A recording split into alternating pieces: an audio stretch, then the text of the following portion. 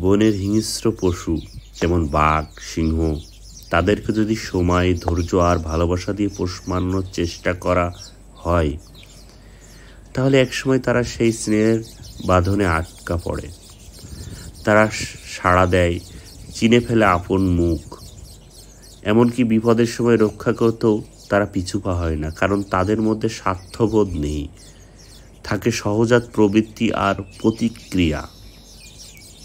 কিন্তু মানুষ, তাকে যদি আত্মার টুকরো, কলিজার রক্ত দিয়ে আগলে রাখো, দিনরাত পাশে থাকো, সত্তার শেষ অংশটুকু দিয়েও ভালোবাসো, তবুও সে আপন হবে এমন কোনো গ্যারান্টি নেই।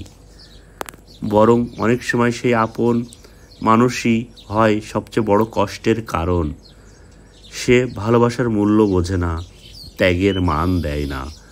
যখন প্রয়োজন ফুরিয়ে যায়, তখন সেই মানুষই বদলে যায়, দূরে সরে যায়, এমনকি আঘাত করে সেই বুকে যেখানে সে এতদিন আগলে ছিল।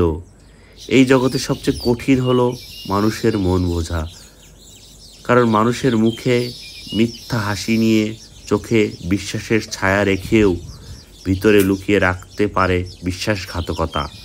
তাই হিংস্র পশুর থেকে ভয়ঙ্কর হলো সেই মানুষ যাকে সব কিছু দিয়ে আপন ভেবেছিলে, আপন ভেবেছিলে, আপন ভেবেছিলে, আপন ভেবেছিলে, আপন ভেবেছিলে।